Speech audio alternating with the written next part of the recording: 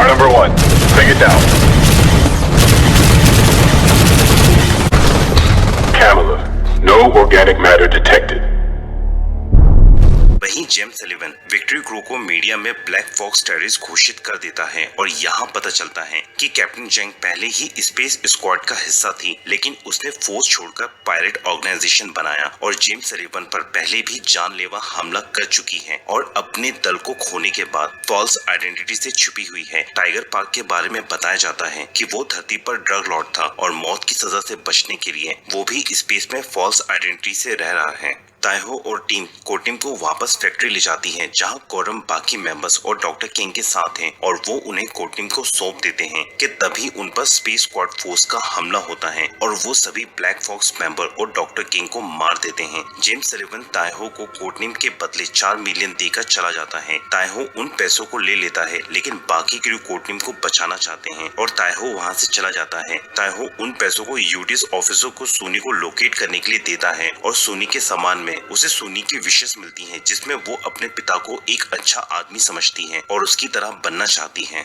इन सब को पढ़कर ताइहो को अपनी गलती का एहसास होता है और वो उन्हीं पैसों को लेकर वापस विक्ट्री शिप में लौट आता है और पूरी टीम तैयार होकर कोटिम को लेने जाती है। वहीं जेम्स सलिवन को जो चाहिए था वो मिल चुका है और वो मास स्पेस प्रोग्राम अनाउंस कर देता है। साथ ही फैक्ट्री में हाइड्रोजन बॉम्ब के साथ कोटिम को बांधकर बॉम्ब एक्टिवेट कर देता है ताकि हाइड्रोजन बॉम्ब के एक्सप्लोजन से धरती और कोटिम खत्म हो जाए। विक्ट्री के निकलते ही उन पर स्पेस स्क्वाड फिर हमला करती है और वो किसी तरह उनसे लड़ते हुए फैक्ट्री में चले जाती हैं। फैक्ट्री के अंदर उन्हें हाइड्रोजन बॉम्ब और कोटिम मिलती है। कैप्टन जैंग बताती है कि हाइड्रोजन बॉम्ब को डिफ्यूज नहीं किया जा सकता, वो फटेगा ही। उसके 5132 किलोमीटर के दायरे में हर चीज तबाह हो जाएगी और अब उनके पास एक ही रास्ता है कि वो बॉम्ब को दूर ले जाएं। तभी उन पर स्क्वाड फोर्स की स्पेशल सोल्जर का हमला होता है और वो सभी पर भारी पड़ती है। टाइगर पार्क उसे एग्जिट लॉक में ले जाकर उससे लड़ता है ताकि बाकी लोग वहां से निकल पाएं और वो किसी तरह लड़ते हुए उसे बाहर स्पेस में धकेल देता है। तभी उन पर फिर स्पेस स्क्वाड का हमला होता है जो अपनी बहुत सारी ड्रोन शिप से उन पर हमला करने वाले हैं। कैप्टन जैंग स्पेस स्वीपर की कम्युनिटी से मदद मांगती है ताकि वो धरती को बचा सके और वो लोग बॉम्ब लेकर वहां से निकलते हैं। इससे पहले कि ड्रोन्स विक्ट्री पर हमला करें, स्पेस स्वीपर की कम्युनिटी उनकी मदद करने आ जाती है और स्पेस में लड़ाई शुरू हो जाती है। वहीं कैप्टन जैंग जेम्स सलिवन की ऑडियो ब्रॉडकास्ट कर देती है जिससे सभी को जेम्स सलिवन के धरती को खत्म करने का ईविल प्लान के बारे में पता चल जाता है। तभी सलिवन विक्ट्री शिप पर खुद हमला करता है और विक्ट्री शिप को तहस नहस करने लगता है ताकि वो कोटिम को हासिल कर सके। लेकिन अभी भी विक्ट्री बॉम्ब एक्सप्लोजन को दायरे से बाहर नहीं ले जा पाई है और किसी तरह तो उसे बाहर निकालने की कोशिश कर रही है और विक्ट्री अपना आखिरी बूस्टर भी यूज कर देती है और उस दायरे से बाहर पहुंच जाती है। सलिवन विक्ट्री के बूस्टर तबाह कर देता है और उसे विक्ट्री में हाइड्रोजन बॉम्ब मिलता है जो अब बस एक्सप्लोड होने ही वाला है। उसे पता चलता है कि कोटिम तो फैक्ट्री में ही थी, वो बस बॉम्ब लेकर ही वहां से निकले थे और वो बॉम्ब एक्सप्लोड हो जाता है। सबको यही लगता है कि विक्ट्री क्रू ने धरती को बचाने के लिए खुद को सेक्रीफाइस कर दिया।